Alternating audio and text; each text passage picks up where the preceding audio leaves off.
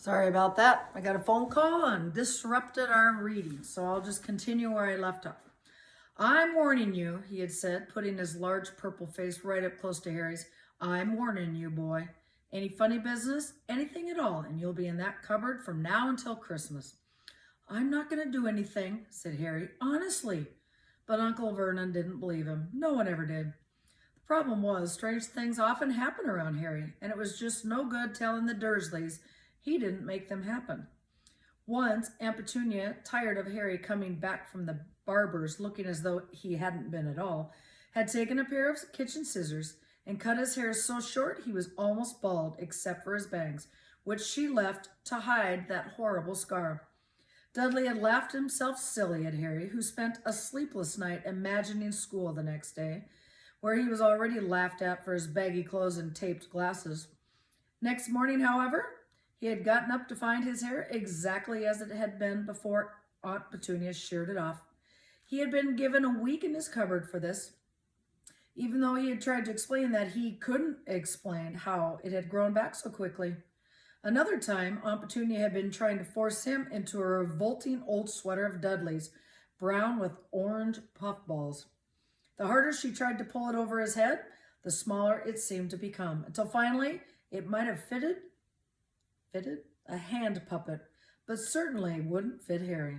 Aunt Petunia had decided it must have shrunk in the wash, and to his great relief, Harry wasn't punished. On the other hand, he had gotten into terrible trouble for being found on the roof of the school kitchens. Dudley's gang had been chasing him as usual when, as much to Harry's surprise as anyone else's, there he was sitting on the chimney. The Dursleys had received a very angry letter from Harry's headmistress telling them Harry had been climbing school buildings. But all he had tried to do, as he shouted at Uncle Vernon through the locked door of his cupboard, was jump behind the big trash cans outside the kitchen doors. Harry supposed that the wind must have caught him in midair. But nothing was going to go wrong today. It was even worth being with Dudley and Piers to be spending the day somewhere that wasn't school, his cupboard, or Mrs. Figg's cabbage-smelling living room. While he drove, Uncle Vernon complained to Aunt Petunia. He liked to complain about things. People at work, Harry, the council, Harry, the bank, and Harry were just a few of his favorite subjects. This morning it was motorcycles. Roaring along like maniacs, the young hoodlums, he said, as a motorcycle overtook them. I had a dream about a motorcycle, said Harry, remembering suddenly. It was flying. Uncle Vernon nearly crashed into the car in front. He turned round in his seat and yelled at Harry, his face like a gigantic beet with a mustache. Motorcycles don't fly! Dudley and Piers sniggered. I know they don't. It was just a dream, Harry said. But he wished he hadn't said anything at all. If there was one thing the Dursleys hated even more than his asking questions, it was his talking about anything acting in a way it shouldn't, no matter if it was in a dream or a cartoon. They seemed to think he might get dangerous ideas. It was a very sunny Saturday, and the zoo was crowded with families. The Dursleys bought Dudley and Piers large chocolate ice creams at the entrance, and then, because the smiling lady in the van had asked Harry what he wanted before they could hurry him away, they bought him a cheap lemon ice pop, and it wasn't bad either, Harry thought, licking it as they watched a gorilla scratching its head who looked remarkably like Dudley, except that it wasn't blonde. Harry had the best morning he'd had in a long time. He was careful to walk a little way apart from the Dursleys, so that Dudley and Piers, who were starting to get bored with the animals by lunchtime, wouldn't fall back on their favorite hobby of hitting him. They ate in the zoo restaurant, and when Dudley had a tantrum because his Knickerbocker glory didn't have enough ice cream on top, Uncle Vernon bought him another one, and Harry was allowed to finish the first. Harry felt afterward that he should have known it was all too good to last. After lunch, they went to the reptile house.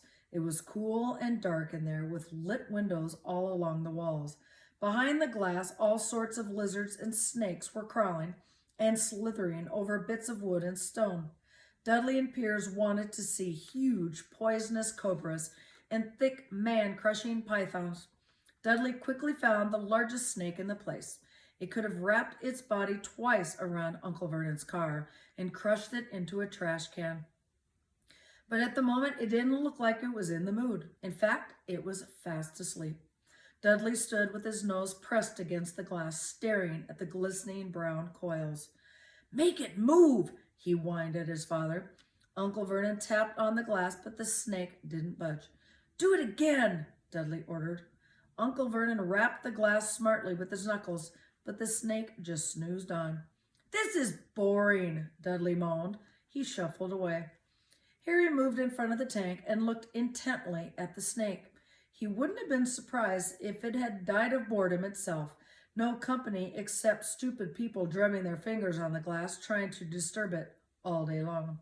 It was worse than having a cupboard in a bedroom where the only visitors were Aunt Petunia hammering on the door to wake up. At least he got to visit the rest of the house. The snake suddenly opened its beady eyes. Slowly, very slowly, it raised its head until its eyes were level with Harry's, and it winked. Harry stared. Then he looked quickly around to see if anybody else was watching. They weren't. He looked back at the snake and winked back at the snake. The snake jerked its head toward Uncle Vernon and Dudley, then raised its eyes to the ceiling. It gave Harry a look that said quite plainly, "I get that all the time." "I know," Harry murmured through the glass, though he wasn't sure the snake could hear him. It must be really annoying. The snake nodded vigorously. "Where do you come from anyway?" Harry asked. The snake jabbed its tail at a little sign next to the glass. Harry peered at it. "Boa constrictor, Brazil." "Was it nice there?" The boa constrictor jabbed its tail at the sign again, and Harry read on. "This specimen was bred in the zoo." "Oh, I see. So you've never been to Brazil." As the snake shook its head, a deafening shout behind Harry made both of them jump. "Dudley! Mr. Dursley! Come and look at this snake! You won't believe what it's doing!" Dudley came waddling toward them as fast as he could. "Out of the way, you!" he said, punching Harry in the ribs. Caught by surprise, Harry fell hard on the concrete floor. What came next happened so fast, no one knows how it happened. 1 second, Piers and Dudley were leaning right up close to the glass. The next, they had leapt back with howls of horror. Harry sat up and gasped. The glass front of the boa constrictor's tank vanished. The great snake was uncoiling itself rapidly, slithering out onto the floor. People throughout the reptile house screamed and started running for the exits.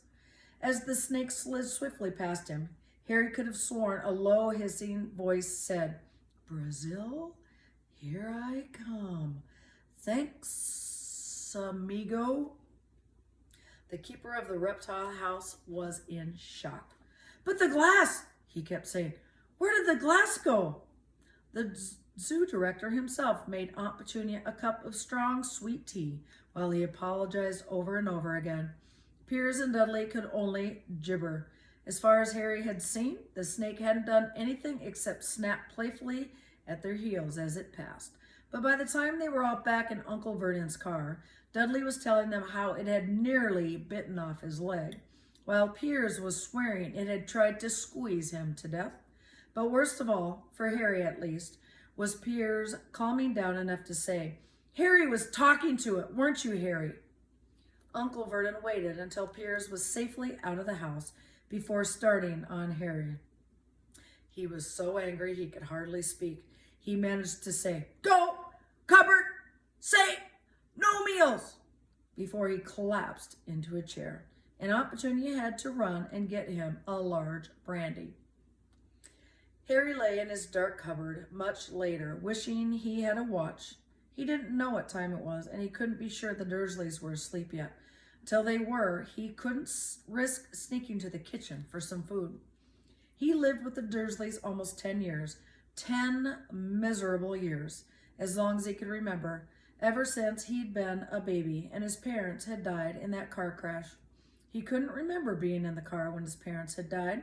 Sometimes, when he strained his memory during long hours in his cupboard, he came up with a strange vision. A blinding flash of green light and a burning pain on his forehead. This, he supposed, was the crash, though he couldn't imagine where all the green light came from. He couldn't remember his parents at all. His aunt and uncle never spoke to them, and of course he was forbidden to ask questions. There were no photographs of them in the house.